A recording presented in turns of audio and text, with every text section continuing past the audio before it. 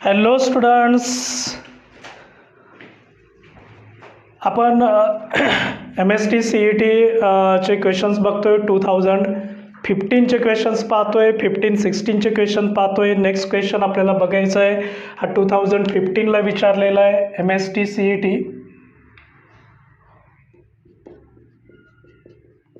2015 काय क्वेश्चन विचारलेला आहे बघूया आपण.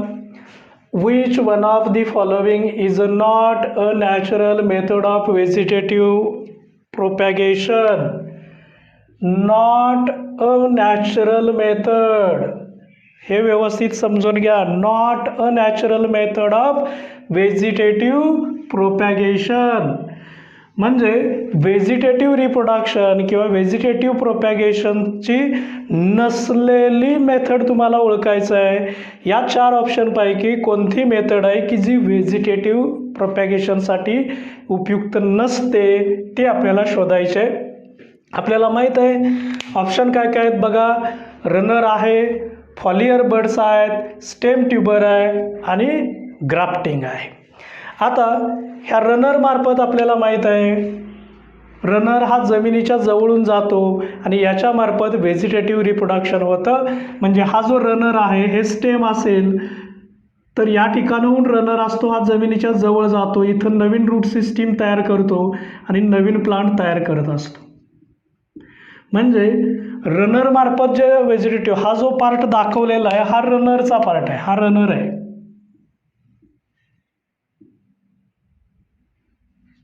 आणि याच्या मार्फत व्हेजिटेटिव्ह रिप्रोडक्शन होतं. So runner shows reproduction by vegetative propagation through vegetative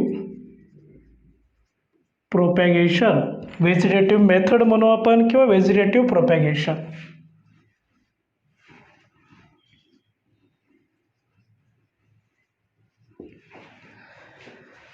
then foliar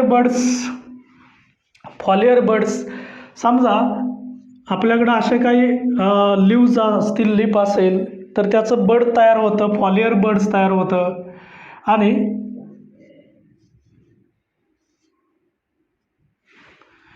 हे जे फॉलियर बर्ड्स तयार झालेले असतात हे जमिनीवरती खाली ड्रॉप होतात आणि नवीन प्लांट तयार करतात.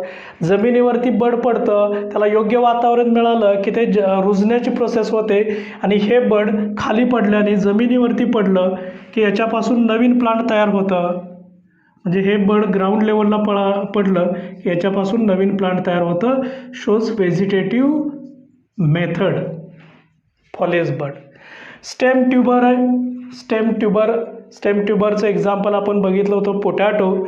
तर हे स्टेम ट्यूबर असतं, याच्यावरती आईज असतात, स्कॅली लिव्ज असतात आणि योग्य कंडिशनला हे जर्मिनेट होतं आणि याच्यापासून नवीन प्लांट तयार होतं. म्हणजे हे सुद्धा थ्रू व्हेजिटेटिव्ह मेथड. म्हणजे रनर मार्फत व्हेजिटेटिव्ह प्रोपॅगेशन होतं, फॉलियर बर्ड्स मार्फत व्हेजिटेटिव्ह प्रोपॅगेशन होतं, स्टेम ट्यूबर मार्फत व्हेजिटेटिव्ह प्रोपॅगेशन होतं. ग्राफ्टिंग आहे, इथं मात्र आपल्याला हे व्हेजिटेटिव्ह प्रोपॅगेशन होत नाही, ही आर्टिफिशियल मेथड आहे. या ज्या मेथड आहेत ह्या नॅचरल आहेत.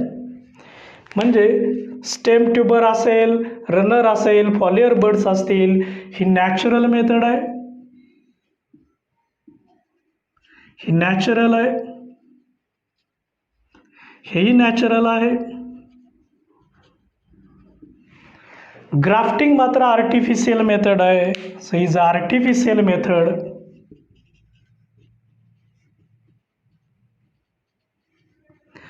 या ठिकाणी 2 प्लांट असतात ज्याला आपण स्टॉक आणि सायॉन म्हणतो, हे कनेक्ट केले जातात. म्हणजे हे ग्राउंड लेवलचं प्लांट असतं, याची स्वतःची रूट सिस्टीम असते, प्लांटचा पार्ट असतो, हा स्पेसिफिक सेक्शनमध्ये कट केला जातो. याला नव्याने पार्ट एक दुसरा जोडला जातो की जो चांगले गुणधर्म असणारा पार्ट प्लांटचा जोडला जातो. हे या ठिकाणी कनेक्शन केलं जातं. हा जो खालचा पार्ट असतो याला म्हणायचं स्टॉक म्हणायचं. हा वरचा पार्ट असतो हा सायान असतो. हे मात्र कृत्रिमपणे केलं जातं. व्हेजिटेटिव्ह प्रोपॅगेशन याच्यामार्फत होत नाही, हे आर्टिफिशियल मेथड असते. आणि या ग्राफ्टिंगमध्ये मार्फत आपण हे जे जनरली आपण बघितलं तर हे डी ऑप्शन आहे, हे डी ऑप्शन आहे, हे याच्यामार्फत आपण व्हेजिटेटिव्ह प्रोपॅगेशन करू शकतो. ओके, म्हणजे याचं जे आन्सर आहे ते आन्सर डी आहे. याचा अर्थ हे पहिले जे 3 आन्सर आहेत हे 3 आन्सर हे नष्ट होतात. फॉलियर बर्ड मार्फत पण होतं, स्टेम ट्यूबर आहे, ग्राफ्टिंग याच्यामार्फत मात्र natural method of vegetative reproduction असं होत नाही, कारण हे आर्टिफिशियल व्हेजिटेटिव्ह रिप्रोडक्शन मार्फत होतं. So grafting is the correct option. Okay, note करा 1 by 1 MCQ नोट करून घ्या, त्याचे हिंट्स पण दिलेले आहेत त्याही नोट करून. ओके, नेक्स्ट क्वेश्चन आहे क्वेश्चन नंबर 13. क्वेश्चन काय आहे बघूया आपण, त्याचे ऑप्शन बघूया. करेक्ट आन्सर आपल्याला फाइंड आउट करायचं आहे. So large stout nocturnal flower producing copious nectar and emitting fermenting fruity odor are adaptations for. हे जे दिलेले आहेत हे ॲडॅप्टेशन्स आहेत. ॲडॅप्टेशन या शब्दाचा अर्थ आहे अनुकूलन आहे. विशिष्ट पद्धतीनं पॉलिनेशन व्हायचं असेल तर त्यासाठी त्या फुलाला त्या प्लांटला करावे लागलेले बदल असतात, त्या बदलाला म्हणायचं ॲडॅप्टेशन्स.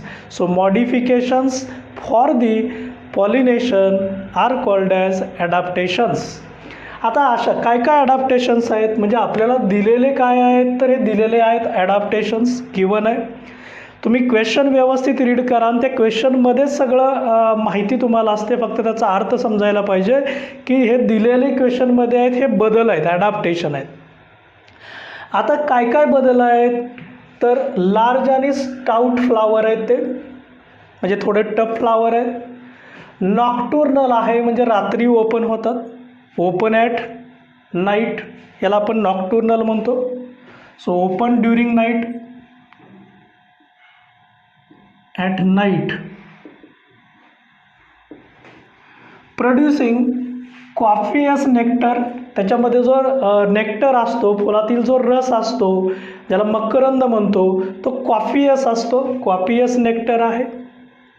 आणि इमिटिंग फर्मंटिंग फ्रुटी ओडर, म्हणजे फर्मंटेशन याचा अर्थ किण्वन प्रोसेस होते, ज्याला आपण कुजल्यासारखा वास असतो, कुजलेल्यासारखा किंवा सडलेल्या फळांच्या सारखा वास असतो. फर्मंटिंग frutti Oder R adaptations of. म्हणजे काय काय ॲडॅप्टेशन आहेत बघा. लार्ज स्टाउट फ्लावर आहे, नॉक्टर्नल आहे म्हणजे रात्री ओपन होत आहे, कॉपियस नेक्टर आहे म्हणजे नेक्टर तयार झाला आहे तो कॉपियस नेचरचा आहे. इवन दो फर्मंटिंग फ्रुटी ओडर आहे म्हणजे सडलेल्या कुजलेल्या फळांच्या सारखा वास येतो. अशा प्रकारचे ॲडॅप्टेशन हे खालीलपैकी कोणत्या प्रोसेसमार्फत होतात. आता दिलेले ऑप्शन आपल्याला आहे एंटॉमॉफिली, ऑर्निथोफिली, चिरोप्टेरोफिली आणि ॲनिमोफिली. तर जनरली हे जे सगळे ॲडॅप्टेशन्स आहेत, so these adaptations are for the large pollinating agent. Large pollinating agent आहे तो म्हणजे लार्ज पॉलिनेटिंग एजंट.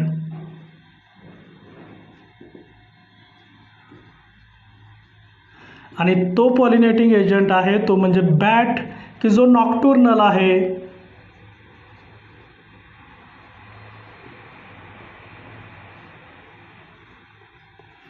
रात्रीच्या वेळी ॲक्टिव्ह असतो ते बॅट ॲनिमल आहे, नॉक्टर्नल आहे, तो लार्ज साईजचा एजंट आहे. आणि ह्या एजंटसाठी त्या फुलाला स्टाउट राहावं लागतं, रात्री ओपन राहावं लागेल, कॉपियस नेक्टर तयार करावं लागेल, फ्रुटी ओडर तयार करावं लागेल. सो बॅटमार्फत पॉलिनेशन होतं आणि जे बॅटमार्फत पॉलिनेशन होतं त्याला आपण चिरोप्टेरोफिली असं म्हणत असतो. म्हणजे पहिला हे जे ऑप्शन आहेत त्या ऑप्शनमध्ये ही जी सगळी मॉडिफिकेशन आहेत ते पॉलिनेटिंग एजंट कोणता अट्रॅक्ट करायचा आहे, बॅट, कारण तो नॉक्टर्नल आहे, रात्री ॲक्टिव्ह असतो, मग फुलंसुद्धा रात्री ओपन होतात. ही सगळे ॲडॅप्टेशन आहेत to attract the pollinating agent means bat. म्हणजे आपण हे जे बघितलं, हा एंटॉमॉफिली याचा अर्थ असा आहे pollination through insect. Entomo means insect, through insects. Entomo या शब्दाचा अर्थ insect. Ornitho means through bird.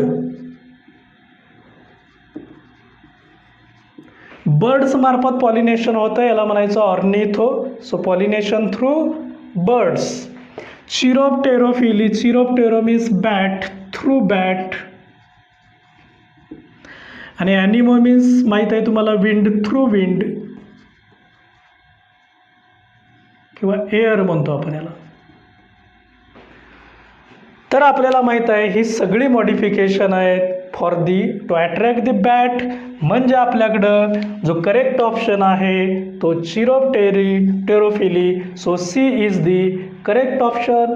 त्यामुळं हा entomophily through insect, through birds आणि ॲनिमोफिली हा या ठिकाणचा थ्रू विंड असतो. हे सगळे इलिमिनेट होतात. म्हणजे option first rejected, B rejected, D rejected. So correct option is C, chiropterophily. So C is the correct option. Concept clear झाला आहे. So these modifications are takes place through chiropterophily. हे सगळे पॉलिनेशनच्या type आहेत आणि पॉलिनेशनसाठी adaptation करण्यासाठी हे दिलेले adaptation हे चिरोप्टेरोफिली म्हणजे ज्यांच्या मार्फत बॅटमार्फत पॉलिनेशन होतं त्यासाठी झालेले हे ॲडॅप्टेशन्स आहेत. Okay, note down question.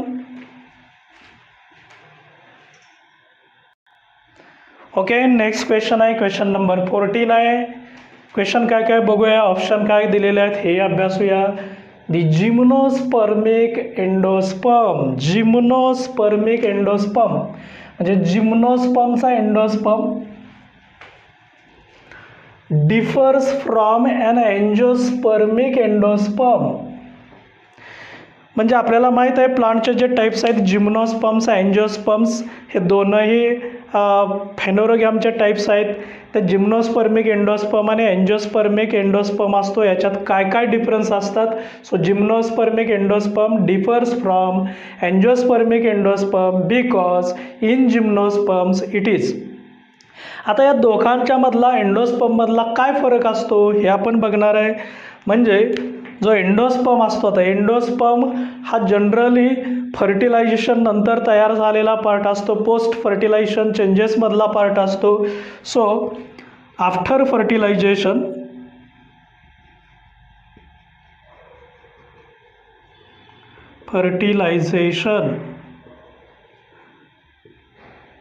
याच्यामध्ये जे फर्टिलायझेशन झाल्यानंतरचा पार्ट असतो, after fertilization post fertilization changes असतं, याला आपण इथं एंडोस्पर्म म्हणत असतो. एंडोस्पर्म आणि एम्ब्रिओ असे दोन महत्त्वाचे बदल आफ्टर फर्टिलायझेशन नंतर तयार होत असतात. त्यापैकी आपल्याला दिलेला आहे एंडोस्पर्म. हा एंडोस्पर्म एंजिओस्पर्म आणि जिम्नोस्पर्म्समध्ये दिलेला आहे. सो जिम्नोस्पर्म्स आणि एंजिओस्पर्म्स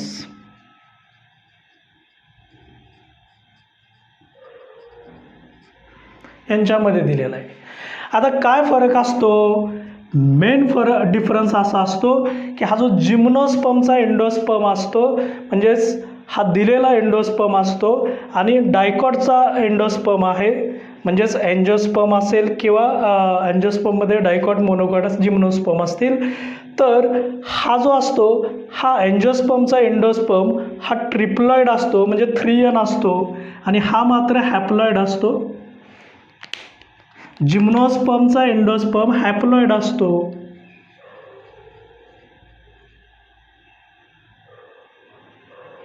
N नंबर असतात आणि एंजिओस्पर्मचा एंडोस्पर्म हा मात्र ट्रिप्लॉइड असतो, 3Nचा असतो. हाई फिमेल गॅमेटोफाईट पासून तयार झालेला असतो. हाई फिमेल गॅमेटोफाईट पासूनच तयार झालेला असतो. So formed from female गॅमेटोफाईट.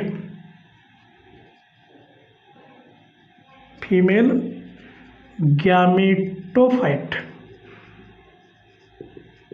आणि हाही फिमेल गॅमेटोफाइटपासूनच तयार झालेला असतो. म्हणजे मेन डिफरन्स असा आहे की जिम्नोस्पर्म्स असेल तर एंडोस्पर्म हॅप्लॉइड असतो आणि अँजिओस्पर्म्स असतील तर एंडोस्पर्म ट्रिप्लॉइड असतो. आपल्याला जिम्नोस्पर्मचा विचारलेला आहे. So gymnosperms it is. तर दिलेले ऑप्शन काय काय बघा. Haploid and developed from female gametophyte, diploid and developed from female gametophyte, triploid and developed after fertilization, triploid and developed before fertilization. कोणासाठी विचारलेलं आहे. जिम्नोस्पर्मसाठी विचारलेलं आहे. हे महत्त्वाचं आहे. आणि जिम्नोस्पर्मचा एंडोस्पर्म कसा असतो तर तो हॅप्लॉइड असतो. आणि हॅप्लॉइड दिलेल्यापैकी फक्त एकच ऑप्शन आहे. पहिला ऑप्शन आहे तो हॅप्लॉइड आहे. म्हणजे हा जिम्नोस्पर्मसाठी करेक्ट ऑप्शन आहे. याचा अर्थ डिप्लॉइड हा रिजेक्ट होतो, हा रिजेक्ट होतो, हा रिजेक्ट होतो. So haploid and developed from female gametophyte is a gymnospermic endosperm. So A is correct option. Okay. So other get eliminated. Note this MCQ. चला नेक्स्ट क्वेश्चन आहे. Question number 15. काय question आहे बघा. Environment biotic factor that helps in pollination is. Environment biotic factor. Biotic factor या शब्दाचा अर्थ आहे living. आम्हाला माहीत आहे पॉलिनेटिंग एजंट आहेत. बघा थोडक्यात आपण बघूया हे pollinating agent.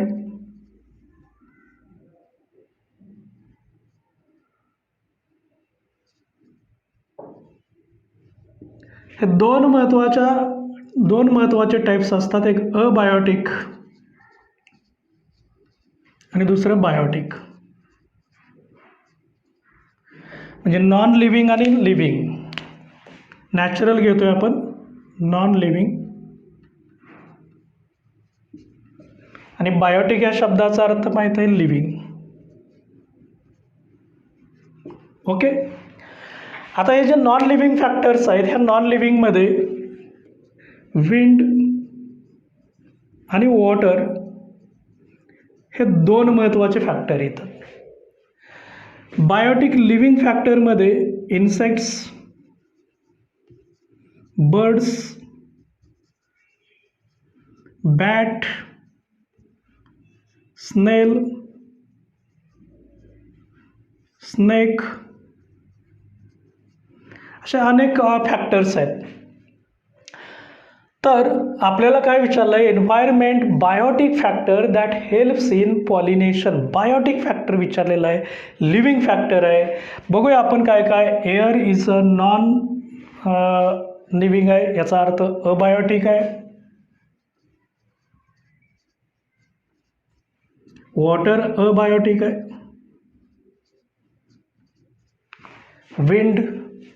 Wind means air abiotic. Insects आहेत. इन्सेक्ट मात्र बायोटिक फॅक्टर आहे. सो विचारलेलं environment biotic factor that helps in pollination is. हा जो बायोटिक फॅक्टर आहे तो म्हणजे इन्सेक्ट आहे. याचा अर्थ हे जे आहेत हे नॉन लिव्हिंग आहे. हा लास्ट फॅक्टर आहे तो लिव्हिंग आहे. म्हणजे दिलेल्या क्वेश्चनचं करेक्ट ऑप्शन आहे तो डी ऑप्शन हा करेक्ट ऑप्शन आहे. आणि डी करेक्ट असल्यामुळं हे जे अदर आहेत हे अबायोटिक फॅक्टर्स आहेत ते इलिमिनेट होतात. सो करेक्ट आन्सर आहे डी, इन्सेक्ट्स. डी ऑप्शन हा करेक्ट ऑप्शन आहे. ओके, लिहून घ्या.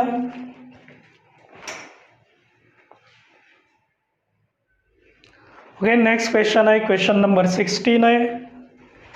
काय काय क्वेश्चन आहे बघा. Self pollination which involves 2 different flowers. म्हणजे पॉलिनेशनचा टाईप आहे self pollination. Okay, involves 2 different flowers. 2 फुलं वेगवेगळे आहेत. Of the same plant. Same plant, एकाच प्लांटवरती आहेत, याला म्हटलं जातं सेम प्लांट आहे, सेल्फ पॉलिनेशन म्हटलं आहे, पण फुलं दोन आहेत, इज कॉल्ड ॲज. याला काय म्हणायचं? ॲटोगॅमी म्हणायचं, झिटोनोगॅमी म्हणायचं, झेनोगॅमी म्हणायचं, हायब्रिडायझेशन म्हणायचं. ओके, ह्या सगळ्यांचं मिनिंग बघूया आपण. ॲटोगॅमी म्हणजे काय असतं? तर auto means same flower same plant असतं. Pollination occurs in same flower on same plant. So pollination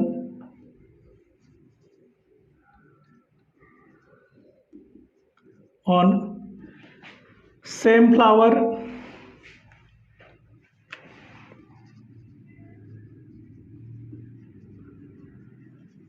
same plant. Same flower same plant, एकाच प्लांटवरती. म्हणजे समजा हे प्लांट आहे, या प्लांटवरती हे एक फ्लावर आहे आणि या ठिकाणचं एक फ्लावर आहे. तर याच फुलातील पोलन ग्रेन हे त्याच फुलातील स्टिग्मावरती जातात. याला म्हणायचं autogamy, called as autogamy. Same plant same flower. झिटोनोगॅमीमध्ये काय होतं? So pollination on two flowers on a same plant. So two different flowers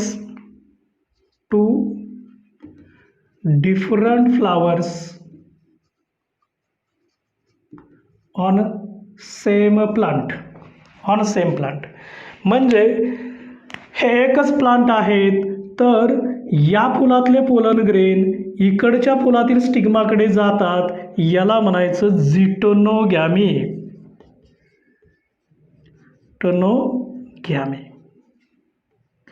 plant मात्र सेम राहतं, सो झिटोनोगॅमी. झेनोगॅमीमध्ये काय होतं बघा? झेनोमध्ये पॉलिनेशन होतं. So pollination on to different flowers on different plant of same species.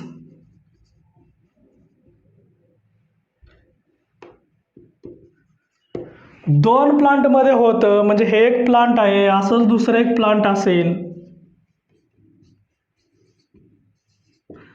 Plant बदललेला आहे, याच्यातले पोलन ग्रेन इकडच्या स्टिग्मावरती जातील, पण याची जात मात्र सेम असेल, सेम स्पेसीज असेल, तर याला म्हणायचं झेनोगॅमी. Same species. आणि हायब्रिडायझेशन म्हटलं तर pollination occurs in two different flowers, two different plants of different species. याला म्हणायचं हायब्रिडायझेशन. जर दोन प्लांट असतील आणि ते डिफरंट स्पेसीजचे असतील तर हायब्रिडायझेशन म्हणायचं. So different species called hybridisation. आपल्याला काय दिलेलं ऑप्शन? सेल्फ पॉलिनेशन आहे, टू डिफरंट फ्लावर्स आहेत, फुलं दोन आहेत, वेगवेगळे आहेत. सेम प्लांट आहे, दोन वेगवेगळे फ्लावर्स आहेत, इथून इथं पोलन ग्रेन येणार आहे. Process is called as geitonogamy. म्हणजे ॲटोगॅमी कॅन्सल, झिटोनोगॅमी आहे. प्लांट सेम आहेत, फ्लावर टू डिफरंट आहेत. So correct option is B. So other options get removed, get eliminated. So correct option is second B option हा correct option आहे, called as झिटोनोगॅमी.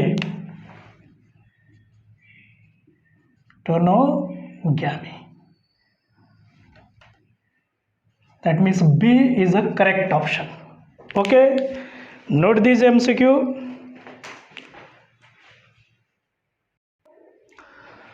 Okay, next question है question number 17. Last question आहे MST CET 2015 हा part पाहतोय आपण. याच्यामधला सगळ्यात शेवटचा question आहे. बघूया आपण. क्वेश्चन नंबर 17 आहे. Considering mode of asexual reproduction. म्हणजे इथं तुम्हाला दिलेलं आहे ते असेक्स्युअल रिप्रोडक्शन दिलेलं आहे. Match column first and second तुम्हाला मॅच करायचं आहे. म्हणजे इथं कॉलम 1 दिलेला आहे, कॉलम 2 दिलेला आहे, ह्याच्यामध्ये प्रॉपर मॅच करायचं आहे. And select the correct option. Select करायचं आहे, करेक्ट ऑप्शन चूज करायचं आहे. बघूया आपण काय काय दिलेलं आहे. कॉलम 1मध्ये काय दिलेलं आहे, ऑर्गॅनिझम दिलेलं आहे, त्याचं नाव दिलेलं आहे. आणि कॉलम 2मध्ये त्याचं मेथड ऑफ असेक्स्युअल रिप्रोडक्शनचं टाईप दिलेलं आहे. म्हणजे इकडं हा कॉलम 1मध्ये दिलेला आहे, हा ऑर्गॅनिझम आहे. आणि इकडं दिलेला आहे हा त्याचा असेक्स्युअल रिप्रोडक्शन आहे.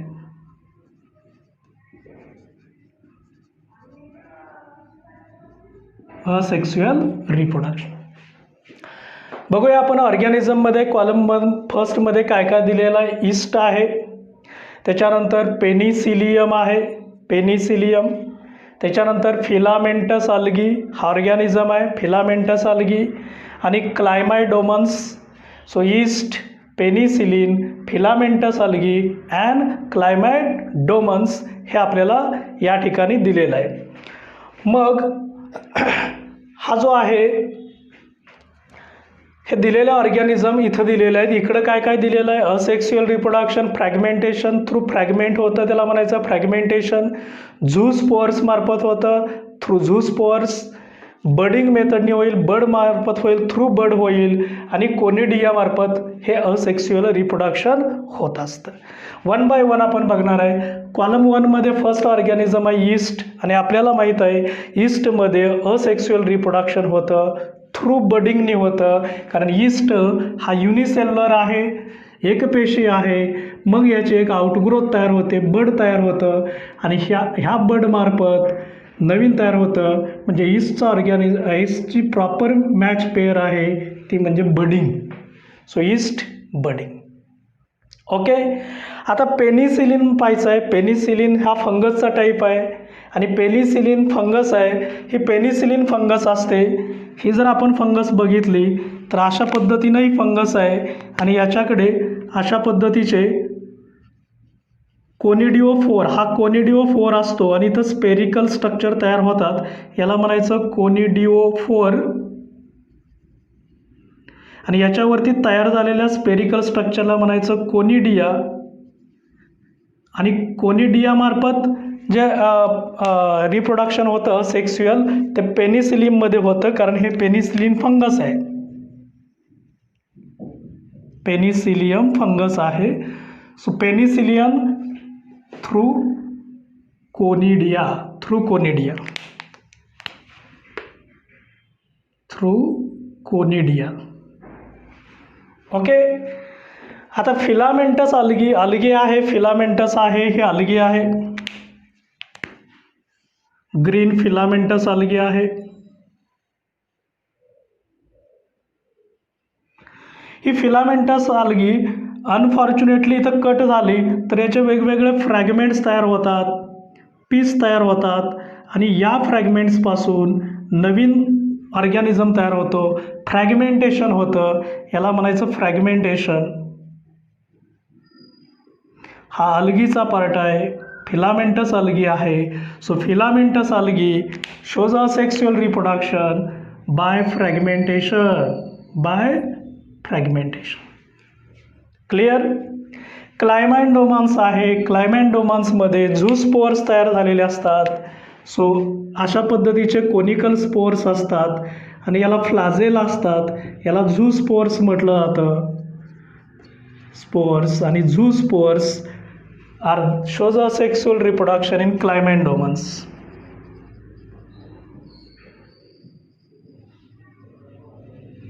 म्हणजे क्लायमॅन्डोमान्सला ऑप्शन आहे तो झूस्पोअर्स आहे. काय काय पेअर झाली बघा. ईस्ट म्हणजे एची पेअर कोणाशी आहे, थर्ड, ए थर्ड, ए थर्ड. इथं ए थर्ड आहे, इथं ए नाही, सेकंड नाही, इथं फोर्थ. म्हणजे हे 2 ऑप्शन इलिमिनेट झाले. आता उरलेत आपल्याकडं दोनच ऑप्शन, तर याचा इथंही ए थर्ड आहे, इथंही ए थर्ड आहे. आता पुढचे तपासूया. बी पेनिसिलिन, पेनिसिलिन फोर्थ म्हणजे B4 पाहिजे. B4 इथं आहे, इथं B सेकंड आहे, म्हणजे हाही ऑप्शन इलिमिनेट झाला. याचा अर्थ हा B4 आहे. सी साठी 1 आहे, C1 आहे आणि डी साठी हा दिलेला ऑप्शन सेकंड आहे. याचा अर्थ दिलेल्या ऑप्शनमधला करेक्ट ऑप्शन मॅच पेअर आहे ती ए आहे. तुम्हाला या ठिकाणीही दाखवलेलं आहे, एक्सप्लेनेशनसुद्धा दिलेलं आहे. आणि इथं आपले MST-CET जे प्रिव्हियस इयर क्वेश्चन्स पाहतोय त्याच्यामधलं 2015 हे MST-CETसाठी विचारलेले प्रिव्हियस इयरचे क्वेश्चन असतात, ते कंप्लीट होतात. नेक्स्ट लेक्चरला आपण MST-CET 16, 17, 18, 19 असे प्रिव्हियस लास्ट इयरपर्यंतचे सगळे MCQ खूप डिटेल बघणार आहे. अतिशय इंटरेस्टिंग पार्ट आहे. फक्त तुम्ही हे व्हिडिओ ऑब्झर्व करत असताना दिलेलं MCQ प्रॉपर नोट करा, किंबहुना त्याचे ऑप्शन असतील, काही हिंट्स दिलेले असतील त्याही नोट करा. काही डाऊट असतील तर तुम्ही मला कमेंट बॉक्समध्ये टाकू शकता, किंवा मला अन्य व्हॉट्सअप असेल किंवा अन्य कोणत्याही मार्गे तुम्ही मला कम्युनिकेशन करून ते सॉल्व करून घेऊ शकता. अतिशय सोपा पार्ट आहे, इंटरेस्टिंग पार्ट आहे. आपलं जे मेन एम आहे, उद्दिष्ट आहे, तर बायोलॉजीमध्ये आउट ऑफ स्कोर मार्क्स आपल्याला CETमध्ये मिळवायचे आहेत. त्यासाठी स्टडी मटेरियल काय असतं, रीडिंग मेथड कशा असतात, MCQ कसे सॉल्व करायचे, हा पार्ट आपण बघतोय. Thank you very much.